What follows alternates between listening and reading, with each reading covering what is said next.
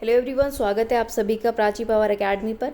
और UPTET CDP CTET के लिए आज हमारी क्लास नंबर होने वाली है 23। ठीक है, क्लास नंबर 23 आज हमारी होने वाली है। और चैप्टर नंबर 4 हमारा चल रहा है according to syllabus of UP TET. और ये सेशंस आपके यूपी टेट हो या सी टेट हो या कोई भी टेट हो, उसमें इक्वली इंपॉर्टेंट है। ठीक है, कंप्लीट आपको सीडीपी का सिलेबस कराया जा रहा है। टोटल 5 चैप्टर्स हैं जिनमें डिफरेंट सब टॉपिक्स भी हैं। तो हम इस टाइम पर इससे पहले 1 या 2 क्लासेस आपकी हो चुकी हैं चैप्टर 4 की, और ये नेक्स्ट क्लास हो रही है। Next class number 20, total classes में 23 है। तो चलिए आज का सेशन शुरू करते हैं।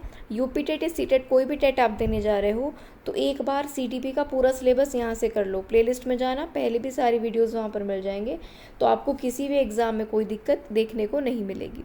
सी टेट में क्योंकि थोड़ा पेडागोजी का पोर्शन होता है तो वो अलग से करना पड़ता है। यहाँ पर मैं सिर्फ कंटेंट वाली पोर्शन की बात कर रही हूँ, क्योंकि आपका यूपी टेट में तो अभी तक सिर्फ कंटेंट ही पूछा जाता है, तो उससे तो पूरा कवर करेगा। लेकिन सी टेट का 15 नंबर का कंटेंट पूरा कवर करेगा और पेडागोजी आपको एक्स्ट्रा क्लास में करवा देंगे यूपी टेट का एग्ज़ाम होने के बाद, क्योंकि यूपी टेट का जुलाई में है और इसका आपका सितंबर में होगा सी टेट का। ठीक है, तो हमारे साथ ज़रूर जुड़िएगा और बने रहिएगा। पूरी क्लास आज के सेशन में देखना, सारी चीज़ें एकदम क्रिस्टल क्लियर आपकी हो जाएंगी। तो चलिए आज का जो हमारा नेक्स्ट टॉपिक है वो है समावेशी शिक्षा हेतु आवश्यक उपकरण, सामग्री और विधियाँ, टीएलएम और अभिवृत्ति, ये सब क्या होती हैं इसके बारे में हम समावेशी शिक्षा के बारे में बात कर रहे हैं। जहाँ पर प्रत्येक प्रकार से, या तो कोई चाहे वो कम पढ़ने वाला बच्चा है, वो कम समझ पाता है, आंखों से कम देख पाता है, कम सुन पाता है, या बिल्कुल नॉर्मल बच्चा, सभी की शिक्षा एक ही जगह पर होती है। चाहे वो किसी भी बैकग्राउंड से आया हो, आर्थिक रूप से, सामाजिक रूप से कुछ भी उसकी स्थिति हो, सभी प्रकार के बच्चे जब एक ही कक्षा में एक साथ पढ़ते हैं वो समावेशी कक्षा होती है या समावेशी शिक्षा होती है।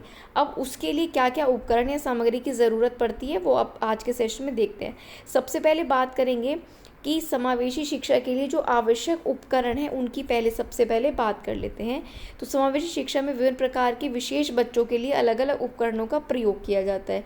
यानी कि जो दृष्टिबाधित बच्चा होगा उसके लिए अलग उपकरण होंगे, टूल्स होंगे, और जो श्रवण बाधित होगा, हियरिंग इम्पेयर बच्चा होगा, उसके लिए अलग होंगे।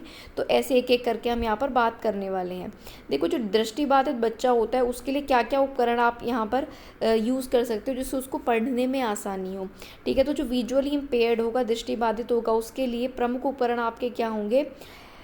ब्रेल स्लेट और स्टाइलस जिससे लिखेगा, और ब्रेल की स्लेट, ब्रेल लिपि उनको बताई जाती है जो देख नहीं पाते या बहुत कम देख पाते हैं। तो ब्रेल लिपि जो है एक स्टाइलस से ब्रेल स्लेट पर लिखी जाती है, और उसमें बिंदु बिंदु होते हैं और उसको टच करके पढ़ा जाता है ना, बिंदुओं को टच करके। फॉर एग्जांपल, मान लो अगर वो उभरे हुए बिंदु होते हैं, उस स्टाइलस से छेद टाइप के किए जाते हैं उन बिंदु से, है ना, और वो फिर उभर जाते हैं।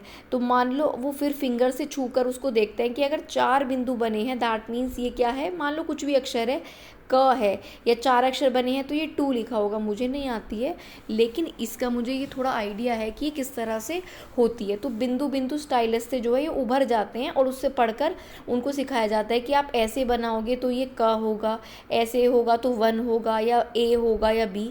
तो इस तरह से ब्रेल लिपि होती है।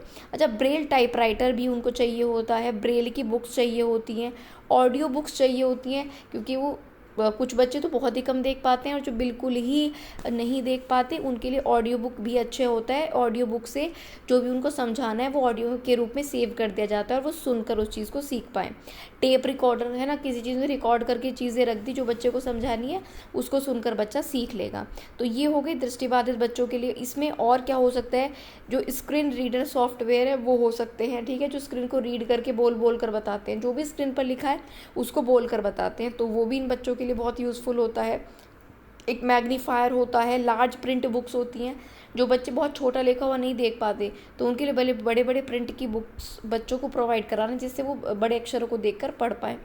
टॉकिंग कैलकुलेटर, जो बोल कर बताए कि क्या प्रेस किया गया है, 2 + 3 = 5, जिससे वो जो प्रेस कर रहे हैं, दबा रहे हैं बच्चे, उसको उसका पता है। ठीक है, अब इनका क्या यूज़ हो सकता है पढ़ाई में? तो पढ़ने लिखने में उनकी ये टूल्स हेल्प करेंगे। स्पर्श आधारित अधिगम इसमें मोस्टली बच्चों के लिए रखा जाता है जिनको देखने में समस्या होती है। श्रवण आधारित शिक्षा भी इसमें फोकस की जाती है कि बच्चों को चीज़ें सुनाकर या टच करा के ब्रेल लिपि के द्वारा सिखाई जा सके। तो ये सारे उपकरण टूल्स आप यूज़ कर सकते हो दृष्टिबाधित बच्चों के लिए। अगला आपका आता है श्रवण बाधित, जो हियरिंग इम्पेयर्ड बच्चे होते हैं, सुनने में परेशानी होती है, या तो वो बहुत ही कम सुनते हैं या ना बिल्कुल ही नहीं सुन पाते हैं। उन बच्चों के लिए क्या क्या उपकरण या टूल्स इंपॉर्टेंट हैं, तो देखिएगा हियरिंग एड, ऐसी मशीन्स कानों में जिससे आवाज़ आई है वो सुन पाएँ। कॉलर इम्प्लांट होते हैं, ठीक है। साइन लैंग्वेज के चार्ट्स बच्चों के लिए यूज़ किए जाते हैं। विजुअल फ्लैश कार्ड्स होते हैं जिनको देखकर उनको सिखाया जाता है। कैप्शन वीडियोस होते हैं जिन पर लिखा हुआ आ रहा हो, जो भी वीडियो में चल रहा है बोला जा रहा है वो सब कैप्शन के साथ लिखा हुआ आता है, तो वो वीडियोस बच्चों के लिए यूज़फुल होती है। माइक्रोफोन और स्पीकर्स, ठीक है, इनके लिए जो है यूज़फुल होते हैं। इसका यूज़ क्या होता है, बच्चों की सुनने की क्षमता बढ़ाता है, और जिनको देखने में समस्या है उनको सुनने वाली चीज़ें लाभ पहुंचाती हैं, और सुनने की जिनको दिक्कत है उनको दृश्य आधारित शिक्षण जो है लाभ पहुंचाता है, जैसे कि इसमें हमने मेंशन भी किया है उन टूल्स को। आगे बात करते हैं वाक बाधित बच्चों हेतु उपकरण, जो स्पीच इम्पेयर्ड होते हैं, सही से बोल नहीं पाते हैं, बोलने में अटकते हैं, या कोई बच्चा हकलाता है, तो उनके लिए सबसे पहले स्पीच थेरेपी किट बहुत ज़रूरी है। मैंने लास्ट सेशन में बताया था कि जो बच्चे एक पर्टिकुलर समय तक 1.5 साल, 2 या 2.5-3 साल का बच्चा हो गया, मान लीजिए वो नहीं बोल पा रहा, तो उसको स्पीच थेरेपी के लिए ज़रूर पेरेंट्स को और स्कूल को उसको फोर्सफुली नहीं कंसीडर में लेके पेरेंट्स को, है ना, उसके जो भी फैमिली मेम्बर्स हैं उनको उसको किसके लिए फोकस करा जाना चाहिए, स्पीच थेरेपी के लिए। तो speech therapy kit, pictures card, ठीक है, पिक्चर कार्ड्स होने चाहिए, कम्युनिकेशन बोर्ड्स होने चाहिए, AAC डिवाइसेस जिसको अल्टरनेटिव कम्युनिकेशन कहते हैं, वो बच्चों के लिए होने चाहिए जो ठीक से अपनी बात नहीं कह पाते, है ना, जिनको बोलने में समस्या होती है। इनके यूज़ से संचार कौशल बच्चों में विकसित होता है, वो अपनी बात दूसरों तक पहुंचा पाते हैं, ठीक है, क्लियर हो गया। फिर आते हैं अस्थिबाधित बच्चों हेतु उपकरण। अस्थिबाधित मैंने आपको बताया था जिनको चलने फिरने में दिक्कत होती है बच्चों को, वो होते हैं अस्थिबाधित। इनके लिए व्हील चेयर ज़रूर प्रोवाइड की जानी चाहिए, वॉकर हो सकते हैं, स्पेशल डेस्क और चेयर इनको प्रोवाइड की जा सकती है according to need, ramp, railings इनको प्रोवाइड किए जाने चाहिए। आगे बात करूँ तो इसका यूज़ क्या होगा, विद्यालय में सुगम पहुँच होगी, उनको फैसिलिटीज़ दी जाएंगी तो वो मोटिवेट भी होंगे स्कूल में आने के लिए, और ये फैसिलिटी देकर उनको चीज़ें उनके लिए आसान बनाई जा सकती हैं। इसके बाद बात करें तो मानसिक और जो अधिगम अक्षमता वाले, जो मानसिक रूप से थोड़ा कम सीख पाते हैं, या जो लिखने में, पढ़ने में जिनको समस्या है, कैलकुलेशन करने में, वो बच्चे, उनके लिए क्या उपकरण टूल्स हो सकते हैं, तो देखिएगा उनके लिए टूल्स की बात करें तो पजल्स उनके लिए यूज़ की जा सकती हैं, जिससे उनके ना माइंड को थोड़ा और फास्ट किया जा सके, जो कि मानसिक रूप से कम समझते हैं, जिनको अधिगम अक्षमता है, कोई डिसेबिलिटी है। ब्लॉक्स उनके लिए, पजल्स, ब्लॉक्स, ये सब यूज़ किए जा सकते हैं। एजुकेशनल टॉयज़, एक्टिविटी किट्स उनके लिए यूज़ की जा सकती हैं। इसके अलावा और कंप्यूटर असिस्टेड लर्निंग उनको दी जाती है, तो उनके लिए हेल्पफुल होता है। संज्ञानात्मक विकास इससे बच्चों का होता है, मानसिक विकास जिसको कहा जाता है, ध्यान और स्मृति का विकास, अटेंशन उनकी डेवलप होती है, और मेमोरी में का भी उनका डेवलपमेंट होता है, यानी कि वो सीखना समझना वहाँ पर सीखते हैं। आगे अगर बात करें तो नेक्स्ट है आपका समावेशी शिक्षा हेतु आवश्यक सामग्री क्या हो सकती है, टीचिंग मटेरियल क्या हो सकता है। तो देखो जैसे हमने बात किया सेपरेटली, वही दृश्य सामग्री, विजुअल मटेरियल में बात करें, देखने वालों के लिए चार्ट्स हो सकते हैं, मैप्स हो सकते हैं, पोस्टर हो सकते हैं, फ्लैश कार्ड्स हो सकते हैं, मॉडल्स हो सकते हैं, जिनको देखकर बच्चा सीखेगा। ऑडियो सामग्री में क्या हो सकता है, ऑडियो लेसन्स होते हैं, ठीक है, रिकॉर्डेड लेक्चर्स हो सकते हैं, राइम्स हो सकती हैं, इससे बच्चा सीखे। स्पर्श आधारित सामग्री में रेज्ड मैप्स, ठीक है, जिनको छूकर समझ सकता है बच्चा, ब्रेल की बुक्स हो सकती हैं, टेक्सचर्ड ऑब्जेक्ट ऐसे हो सकते हैं जिनको टेक्सचर में जो ऑब्जेक्ट बने हुए हों, आकृति जिनकी बनी हुई, छूकर बच्चा उनको सीख पाए।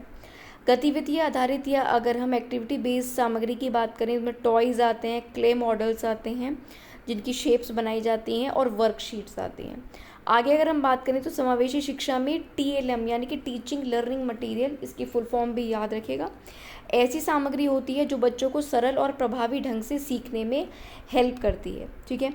तो समावेशी शिक्षा में TLM की विशेषताओं की अगर हम बात करें तो ये जो समावेशी शिक्षा में TLM होता है, ये कैसे काम आता है, बाल केंद्रित होना चाहिए, यानी कि बच्चों की आवश्यकता के अनुसार होना चाहिए। दूसरा, सरल और रोचक हो, ये आसान हो और इंटरेस्टिंग हो, आकर्षक हो कि बच्चे उसको करना चाहें खुद से। फिर होता है बहुसंवेदी यानी कि मल्टी सेंसरी, जिसमें देखना, सुनना, छूना ये सब शामिल हो, तो बच्चे उसको आसानी से सीख पाते हैं, ऐसा TLM होना चाहिए। स्थानीय सामग्री आधारित होना चाहिए, जो चीज़ें प्रोवाइड हो सके, कम लागत वाली चीज़ें उसमें इंक्लूड करनी चाहिए। ठीक है, तो अगर हम देखें तो यहाँ पर दृष्टिबाधितों के लिए TLM क्या हो सकता है। दृष्टिबाधितों के लिए TLM में ब्रेल की बुक्स और ऑडियो हो सकती है, जिसको सुनकर और छूकर वो पढ़ पाएँ। श्रवण बाधित के लिए chart, sign card, sign languages, वो तो एक अलग चीज़ होगी। अगर हम यहाँ पर क्योंकि TLM की बात करें, मटीरियल क्या हो सकता है, तो जिनको सुनने में समस्या है उनके लिए चार्ट्स और साइन कार्ड्स हो सकते हैं। जिनको पढ़ने में समस्या है उनके लिए पजल्स, एक्टिविटी शीट्स, ये TLM होता है। मानसिक मंदता वाले बच्चों के लिए टॉय बेस्ड मटेरियल जो है TLM में आता है। ये ध्यान रखिएगा कि किसके लिए किस TLM की ज़रूरत हो सकती है, चाहो तो स्क्रीनशॉट आप इसका ले सकते हो। आगे अगर हम बात करें तो समावेशी शिक्षा में आवश्यक अभिवृत्तियाँ या एटीट्यूड्स क्या हो सकते हैं, किन एटीट्यूड्स की ज़रूरत होती है समावेशी शिक्षा के लिए। तो सबसे ज़रूरी एंड इम्पॉर्टेंट कि शिक्षक की सकारात्मक अभिवृत्ति हो, बच्चों की तरफ शिक्षक का पॉजिटिव एटीट्यूड हो, सहानुभूति हो, बच्चों को समझना उसको आता हो, बच्चे को समझे, उनकी भावनाओं को समझे, उनकी ज़रूरतों को समझे। तो सबसे पहले शिक्षक की सकारात्मक अभिवृत्तियाँ क्या क्या होंगी, सहानुभूति, बच्चों की समस्याओं को समझना, पेशेंस उसमें होना चाहिए, बहुत ज़रूरी है कि धीरे सीखने वाले बच्चों को समय देना, या जो बच्चे डिसेबल किसी तरह की डिसेबिलिटी है उनमें, तो उनको समय देना, उनको उनकी बात को आराम से समय देकर सुनना, समान व्यवहार, भेदभाव ना करना बच्चों में, बच्चों को मोटिवेट करना, छोटी छोटी उपलब्धियों पर भी उनकी प्रशंसा करना इसमें आपका आता है, और सहयोगात्मक दृष्टिकोण होना चाहिए, हेल्पफुल नेचर होना चाहिए, बच्चों को कोऑपरेट करे बच्चों के साथ टीचर। ठीक है, तो ये सारी चीज़ें उसमें होनी चाहिए। ठीक है, तो ये सारी चीज़ें इसमें होती हैं। अब जो समावेशित बच्चों का अधिगम जांचने के लिए आवश्यक टूल्स होने चाहिए, उनका हम नेक्स्ट सेशन में उनके बारे में डिस्कशन करेंगे। आई होप आपको आज के सेशन की सारी चीज़ें क्लियरली समझ आई हो। तो वीडियो को लाइक ज़रूर कर देना अगर अच्छी लगी है। अगर आप किसी भी ग्रुप में ऐड हो तो शेयर कर देना, और चैनल को सब्सक्राइब करके बेल आइकन ज़रूर प्रेस कर लेना। ठीक है, बाकी मिलते हैं नेक्स्ट वीडियो में, तब तक के लिए थैंक यू सो मच।